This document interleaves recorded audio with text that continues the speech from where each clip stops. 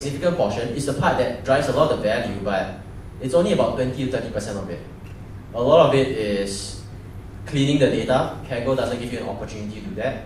A lot of it is figuring out how to join the data, understand the data, explaining your results. That's why you need to write and get feedback.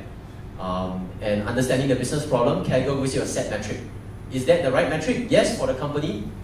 For the company that hosted a competition, they've been doing this for a very long time. They know what metric drives actual results. A lot of times in the real world, there's no metric provided to you. So which is the right metric? That itself is also difficult. So to do that, you can actually get practice by working on real problems, sharing it at meetups, get feedback, and that's how you improve. And you also, at the same time, you build a portfolio. So taking part in the Kaggle competition, right, is useful for practice. But to really build a portfolio, you need to document it, share it, either in a blog post or anything. Any sharing is better than no sharing. Okay, so the key here is after Kaggle, you can use Kaggle as part of your portfolio to get the role that you need. Okay, so let's talk a bit more about, so we've spent a bit of time on the technical skills. Let's talk a bit more about the soft skills. So I think one of the questions over here was, what kind of traits do you think are desirable for people working in the role that you are in? Okay, what kind of traits is desirable? Let's start with Michael then. Specifically traits. I guess the most important one you definitely need is that you need to you will have a lot of human time. Some folks think that, oh, I'm going to specialize in data analytics. I'm just going to look at the data a lot. That's totally reverse true. A lot of time you are talking to business stakeholders, you are talking to people who are in operations, and you're telling them, hey, something's wrong with your warehouse, or go fix it, or something wrong is wrong in here. The first trait you need to know is that you are very comfortable presenting numbers to people, and especially in ways that they can understand it. If you explain statistical terms, sure, you might get a few hits, but it's not going to get you the most of the hits. So you need to be very good at communicating what's behind the data, how you got the analysis out. So I think that's the most critical trait I can think of. Okay. Jenny, what about for ML engineers? Say, understanding the data, how the data relates to the business of the country that you're in. So what each field means, what is the impact of that field on the business reporting and on the data science side. So that I would choose. Eugene? I would agree with Jaideep. I would say the most important trait for a data scientist, someone who uses data, is humility. What do I mean by humility? Humility with the data. So let's say in the data dictionary you say, oh, this is primary key, this is second foreign key, you just join them, and you expect your model to run well. Well, you didn't know there's a one-to-many mapping or many-to-many mapping, and your job breaks in production because it uses so much memory. So being humble with the data means not assuming you know about the data unless you actually dig into it yourself. This is very important for data science because you, as we know, in building good data science products, the secret sauce is in the data preparation, the feature engineering. So being humble of the data. I think another one is being curious of the data as well, and being curious of emerging techniques. So if Python, I think like 4 years ago, R was the thing. Now it's Python, next who knows what, and Spark didn't come into play like 5-6 years ago. So you have to be curious, you have to be disciplined to pick this up on your own, as well as apply them on your job properly. I think those are pretty important. For me, I agree with you, Jim, because the intellectual curiosity is always the most required personality for or personal character for some candidate. Because even you know the machine learning models like superficially, but when you apply it, you always want to take some insights. You want to do it better than other users or other people, or you just want to go that one extra mile than the others. So that can make you the excellent model. Another thing that I think is you have to be very perseverance. Sometimes the project is so difficult, you want to drop it in the middle, but then the business are waiting there. So you just have to really keep working on that until you inspired by something and you get the great improvement and great impact. And that's what they look for from data scientists. So continuing with that, right? Just to share your personal experience, how did all of you decide which role in data to specialize in? So what is uniquely interesting to your job role? I think let's just answer the first one, which is how did all of you decide which role in data to specialize in? Eugene, you want to start first? That's a good question. It's a tough question. To be honest, I haven't really specialized yet. My mission is just to use data to add value. If that requires me to do ETL, to do data acquisition, I'll do it. If that requires me to build the machine learning product and deploy it to production so someone can use it, I'll do it. If that requires me to write internal tooling to make it easier for junior data scientists to be more efficient, I'll do that as well. So whatever it takes to, I think that everyone should adopt this mindset. Whatever it takes for you to use the data to make impact in the most meaningful way, don't be afraid to take ownership of it, even though it's not your role. Hey, there's a data engineering role. I should wait for them to do the ETL for me. But you know what? If they're so busy, write some Spark on your own. I think no harm, or whatever methods or processing techniques you use to process your data, make it into a package that other people can contribute to and can use. That way you make the whole team be more efficient. So yeah, I haven't decided on the role. Okay, so Eugene's still moving around. Yeah. Teddy? So I would say, for me there are two ways to look at it. One is a very selfish way, where I find that if you look at systems like Hadoop or Spark, they are very complex systems. So learning them takes a while, it's very challenging, and debugging issues on them is even more challenging. So just the work itself is very interesting, even if you don't consider about business impact. If you do get a role where you can work on a product which lots of people use, I think the combination of two is a very great thing and very nice to have. Michael, yeah, go ahead. Yeah, so same as Eugene actually. So I got started when one of my earlier jobs, we received a report from the market research, and then I think we all knew that it's a lot of money, but we knew the value of it as well, because the director just pointed at one number and yeah, that's the number we need. The entire deck just left there. At that point, right, that's where I realized that there is value out of creating data, making sure that companies utilize the data to the maximum, right? Making sure that you get the most value out of it, making the impact out of it, not just charts and data dumps. So that's one area. But I agree with you, it's very hard to define it as a specialization, because sometimes I do a little bit of ETL on my own. I have to I have to set up a server, or sometimes I realize that why is this guy doing classification by hand? So could I do a little small data science project to do it? So I actually did it. So that really helps. It's a good kind of mix. Wait now. So that's related to those different roles in the big data or data science. So do you know there's a data science pyramid? Like there are a few layers, and the first one, the bottom one, is the software engineer who collect data, then data engineer who clean the data to put them to some format you can analyze. Then there's a data analysis, and then there's a machine learning scientist. So for me, I don't have a lot of roles that I can pick, because I'm not from the computer science.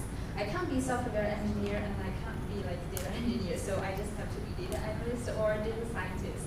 But I just I mean for this data science pyramid, like every level you cover, then you need less people, right? So I think both of us just like not so many roles open to us. But I think for those every upper layer that based on this lower level of the layer people. So, but I think it's also a good thing, because all of those people related can become the other role. For example, if you're a software engineer and you already have the coding skill, then you can be data analyst after training. And all of those are just like ecosystem of the data science. Yeah, so and you can just pick freely. Great. Let's maybe take another question from the round. Yep.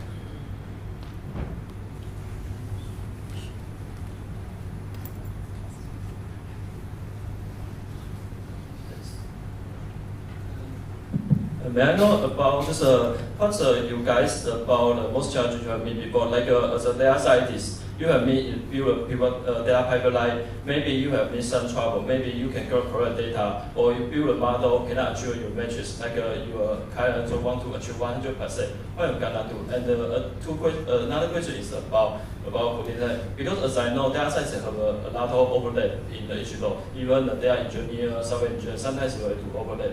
How do you coordinate with them? Because usually you need to have some common sense in each other. The data need to output. How do you gonna do? Okay, so let me get the question first. So, what is the most challenging part of the work?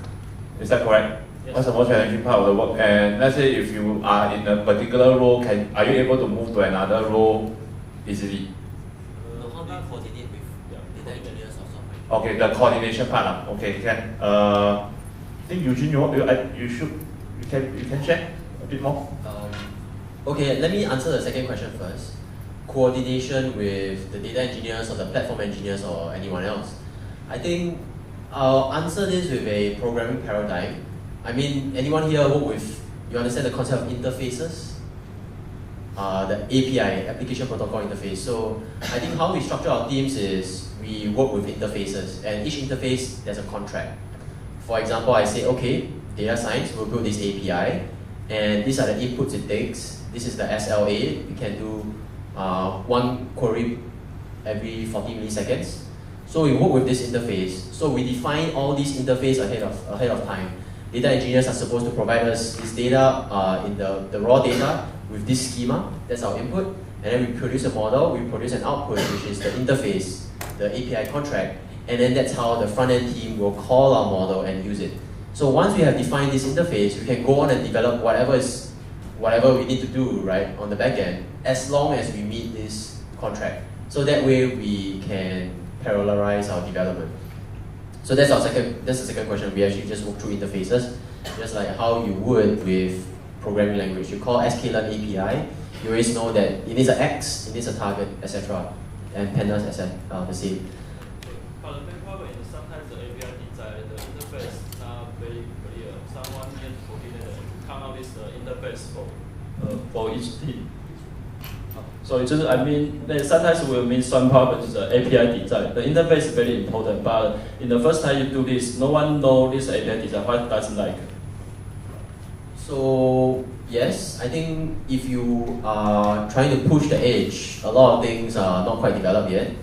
We don't quite know the best practice yet, but nonetheless we do the best we can. I think there are certain interface design whereby you can have a lot of flexibility in adding new keywords or adding new parameters. So we try to adopt that as much as possible. I think we are optimistic that whatever we build can last at least 18 months. But frankly speaking, I would assume that every 2 to 3 years we need to do a huge refactoring or to rebuild everything from scratch.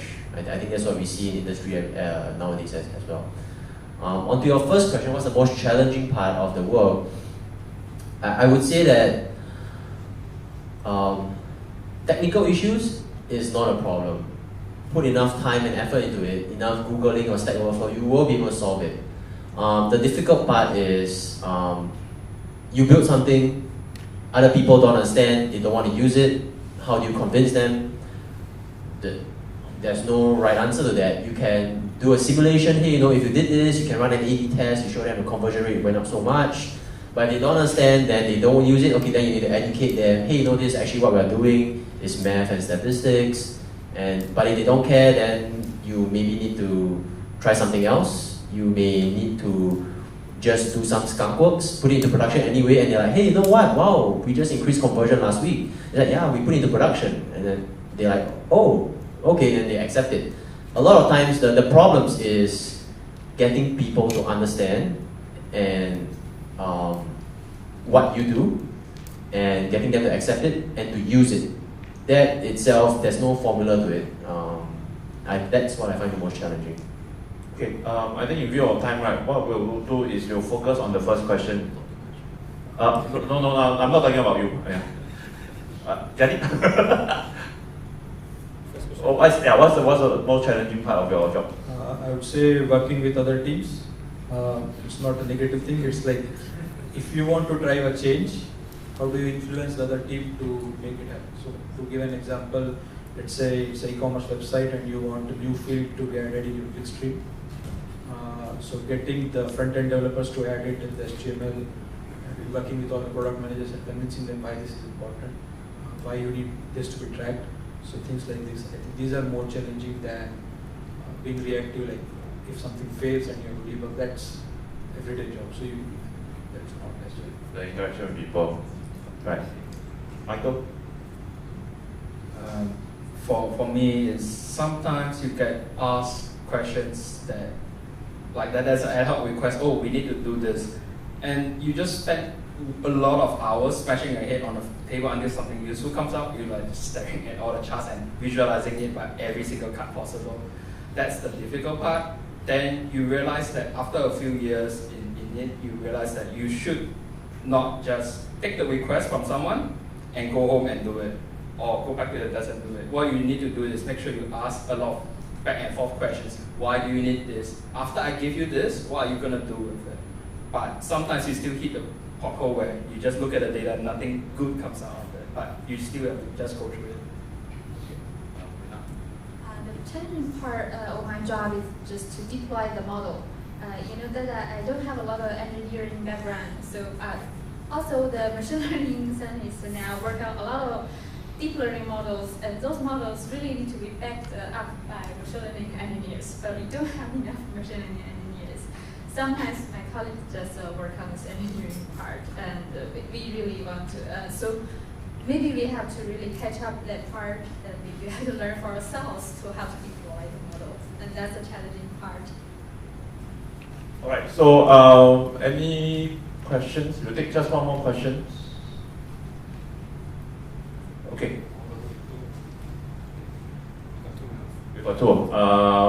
We'll take. Okay, we'll take two lah. Okay. Okay. Yes. Okay. So I think one of the hardest things when you're self-studying and trying to make a career change or move into a more technical role is how do you know when you've learned enough? How do you know when it's time to say, okay, it's time to stop studying and go get a job?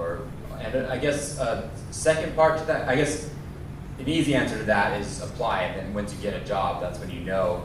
But kind of a follow-up question is, there's data scientists, but it seems like kind of a high achievement. But are there lower levels of data science? Are there junior data scientists? Like, kind of, what are the rungs that where you can get into the profession? I guess is my question.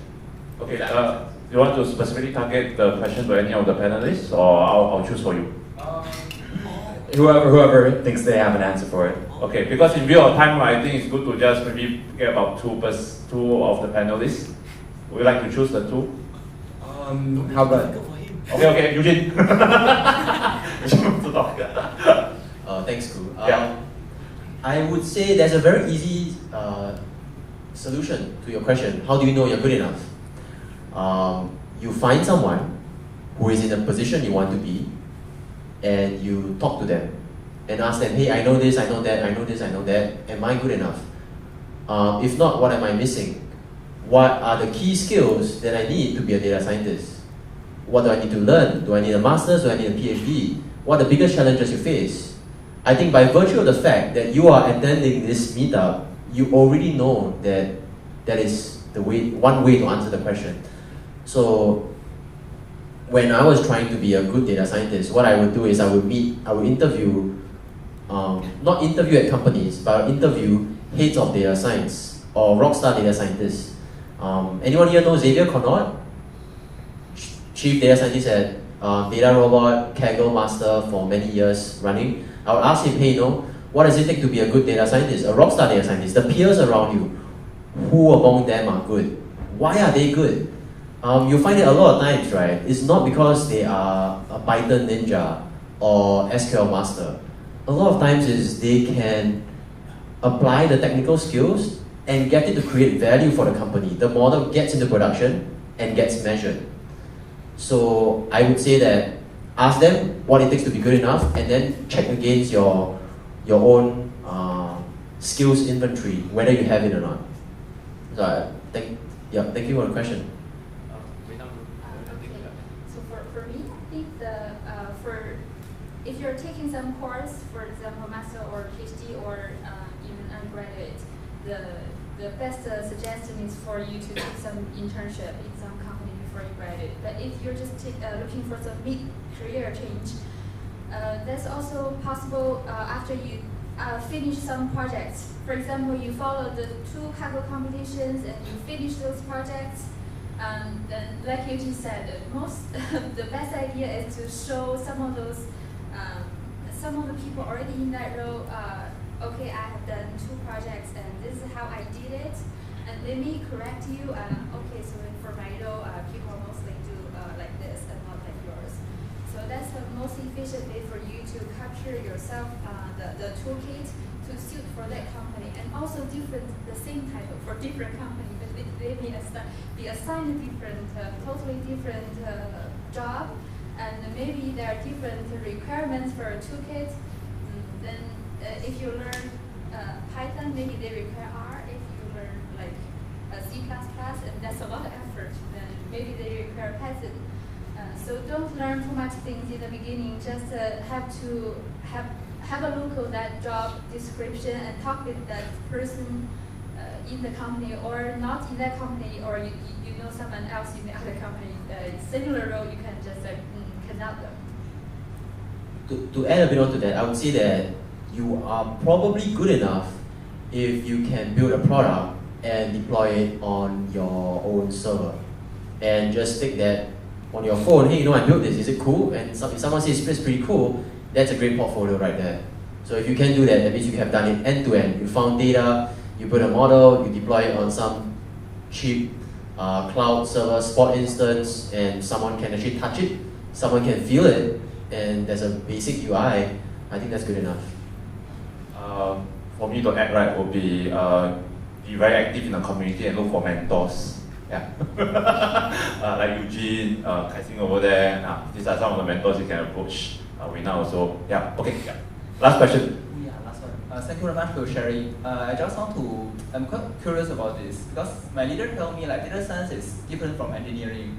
The most important reason is engineering projects can always be successful as long as you pay enough effort and time and money and something like that. But data science projects can fail. They can fail because of very different reasons. Like maybe the assumption is wrong, maybe your data is not good, maybe the business side don't accept it. So I'm wondering, do you have some very impressive failure experience in the data science career? So I'm asking for the 2 data scientists. Okay, maybe Jerry want to add? Yeah. I haven't worked as a data scientist, so But actually, Jaideep doesn't fail. So, but as an engineer, I have failed maybe hundreds of times. Okay. There was one time when I pushed a single line of config change, and it brought down a 500 node Hadoop cluster. Okay. But at least that's something you can put in your resume and tell people I failed 500 nodes. I don't put it on my resume. So but that's a good story to tell, right? So, I mean, I don't know if you recall the guy that brought down AWS. There was one time AWS just went down, the entire internet went down. But AWS didn't fire him. They said, hey, you know what? Can you prevent this from happening next time? So I think that failure is not, failure is actually a point for learning. For me, I failed 10 times for one success I've had, at least. For some of my previous teammates in my previous role, they every time they see me with a grumpy face, they know, hey Eugene, A/B testing not going so well, huh? So like what you said, data science is very ill-defined. Software engineering is a very mature craft. It's a very mature discipline. You have very good design patterns to solve very standard problems, or at least they've done a good job making it very standard. For data science, we have classification, regression, reinforcement learning. But even among those, there's still a lot of different patterns that you will see. There's GAN, etc. So you're right, data science is partly research. That's what makes it difficult, but that's what I find makes it fun as well. My most impressive failure, I think, there was once I ran an A/B test, and people found out, and they were like, hey, they asked my boss, hey, why is your data scientist running an A/B test that costs us hundreds of millions in revenue? And I'm like, okay, shit, I'm gonna be fired. But I didn't. I just came up with a plan. Okay, the A/B test didn't do so well. Here is my hypothesis of why it didn't do so well. Here is how I'm going to investigate it. Here is when I'm going to tell you my investigation. Here is how I'm going to improve the model. And here is when you see the next A/B test. So I think the more failure, the better, man. It actually helps you improve. Okay, so in view of time, right, I think we will have just one more last question, and the last question will be for those who wants to join your role, right? What's the key piece of advice you give them to to take up your role? So I'll let Eugene start first then. You mean To take up be my role or to join be your role? To be your role. I would say two things. Practice, and through your practice, you get a portfolio. I mean, I don't know how many of you here renovate your own house or your family's renovating your house. Would you hire a contractor that has no portfolio? Probably not. So that's why you need a portfolio. It could be a blog, it could be something on GitHub, it could be a Kaggle competition with a nice write-up, it could be some website. A portfolio is important, and if you can actually develop that portfolio, it shows that you have practice. So just get a portfolio and you have taken care of the rest. Yeah, so as Eugene said, I think GitHub is like very, very important, GitHub or any open source project. So you can find like, so many projects are there, you can find the project that's most interesting to you and try to make small changes in that. Submit small patches, and then you have a lot of senior developers looking at your code, so that way you can improve a lot. Mike? I agree with you, Eugene. You need to get a portfolio going. It doesn't have to be work, it doesn't have to be a Kaggle data set. Some of my friends say that I like Magic the Card Carrying, so he did his own visualizations on that. It's really fantastic. The other part is try to volunteer your time off and get, if you still feel that your portfolio is not enough, you can actually start talking to random companies and say that I can do this for you, or what's your biggest problem, and then you start talking with them. That's one area I think you can start off with. Yeah. There's a great organization in Singapore called DataKind SG. It's an NGO that helps other NGOs make use of their data. I used to volunteer there, I don't have time now. But if you want to get your hands dirty with real life messy data, like really, really messy, among other experts who can provide guidance and training in a 2-day hackathon or data dive or whatever, that is the place to go. Thank you for both of you provide such a great chance for us to practice data cleaning. Okay, so for my role, I think the most important thing is you can have some decent some degree to demonstrate that you know the basic knowledge, or you take some MOOC, those online courses to demonstrate you have the basic knowledge. Plus that, you need to demonstrate some projects you've done, and because we really want to see those people can do something, can impact the businesses. Okay, so to summarize is be able to demonstrate that you know how to apply whatever that you have learned. Okay, so with that being said, thank you very much for the panelists to be here. Thank you, Eugene, Jaideep, Michael, and Renat. Okay. Now I have to fulfill my last obligation, and that is, any of you are looking to hire, your organization is looking to hire? Yes. Yes, I'm looking to hire. Okay. If you're really interested in health tech, using data to improve health, talk to me, or you can reach out to me on LinkedIn. Okay, Jaideep? Data engineers, yes. Data engineers. Okay, so for Jadid, it's data engineers, huh? Okay. Michael? Yeah, we are also looking out for people who can work well with data. So we are looking for hybrids. So it could be like, I only learn data, mix between BI and data engineering, or mix between data science and BI is also okay. Yeah, we are looking out for hires. Okay, yeah, Reina? So RIT Singapore also want to hire some data scientists. Actually, just knowing that I come to Panelists, our HR team also followed me here today. So if you want to talk with them later after this. Okay, maybe the HR team want to, okay, so wait, just wait. Okay, great. So thank you very much for spending your time here. I hope the panel discussion has been fruitful for you. You gain a lot more information from that.